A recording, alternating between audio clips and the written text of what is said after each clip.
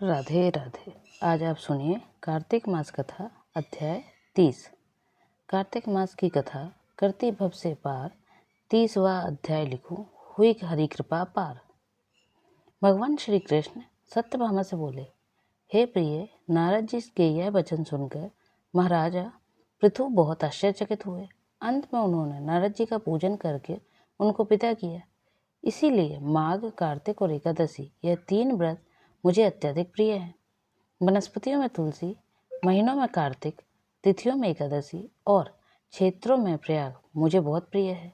जो मनुष्य इंद्रियों पर विजय प्राप्त कर इनका सेवन करता है वह मुझे यज्ञ करने वाले मनुष्य से भी अधिक प्रिय है।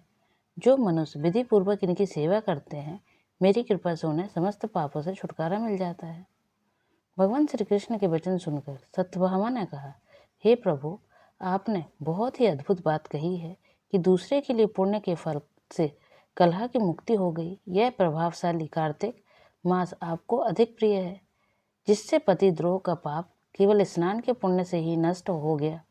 दूसरे मनुष्य द्वारा किया हुआ पुण्य उसके देने से किस प्रकार मिल जाता है, यह आप मुझे बताने की कृपा करें। श्री कृष्ण भगवान बोले, प्रिय, जिस कर्म द्वारा बिना दिया हुआ पुण्य और पाप मिलता है उसे ध्यानपूर्वक सुनो।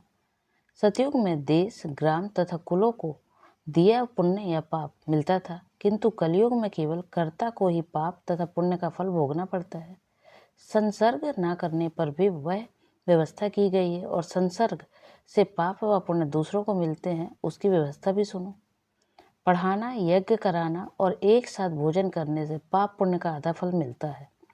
एक आसन पर बैठने तथा सवारी पर चढ़ने से, श्वास के आने जाने से पुण्य व पाप का चौथा भाग जीव मात्र को मिलता है।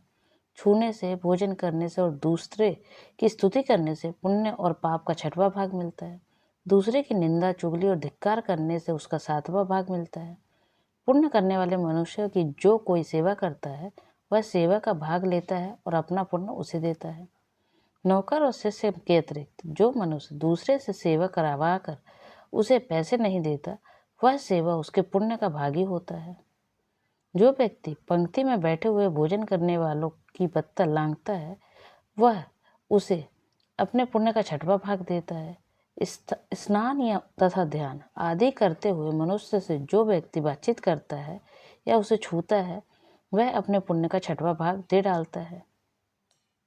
जो मनुष्य धर्म के कार्य के लिए दूसरों से धन मांगता है, वह पुण्य का भागी होता है। ठीक उसी प्रकार जिस प्रकार की दान करने वाला पुण्य का भागी होता है, जो मनुष्य धर्म का उपदेश करता है और उसके बाद सुनने वाले से याचना करता है, वह अपने पुण्य का 6वां भाग उसे दे देता है। जो मनुष्य दूसरों का धन चुराकर उससे धर्म करता है, वह चोरी का फल भोगता है और शीघ्र ही निधन हो जाता है। वह जिसका धन चुराता है वह पुण्य का भागी होता है। बिना ऋण उतारे जो मनुष्य मृत्यु को प्राप्त होता है, उनको ऋण देने वाले सज्जन पुरुष पुण्य के भागी होते हैं।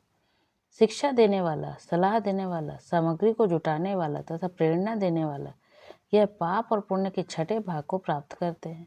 राजा प्रजा के पाप पुण्य के साष्टांग का भागी होता है। गुरु शिष्य का, पति पत्नी का, पिता पुत्र का, स्त्री पति के लिए पुण्य का 6ठा भाग पाती है। पति को प्रसन्न करने वाली आज्ञाकारी स्त्री पति के लिए पुण्य का आधा भाग ले लेती है।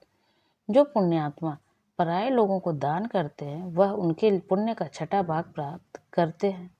जीविका देने वाला मनुष्य जीविका ग्रहण करने वाले मनुष्य के पुण्य के 6ठे भाग को प्राप्त करता है। इस प्रकार दूसरों के लिए पुण्य अथवा पाप बिना दिए भी दूसरों को मिल सकते हैं, किंतु यह नियम जो कि मैंने बतलाए हैं, ये कलयुग में लागू नहीं होते हैं। कलयुग में तो एकमात्र कर्ता को ही अपने पाप व पुण्य भोगने पड़ते हैं। इस संबंध में एक बड़ा पुराना इतिहास है, जो पवित्र भी है और बुद्धि प्रदान करने वाला कहा जाता है। इस इतिहास को आप 31वें अध्याय में सुनिएगा। तब तक के लिए राधे राधे।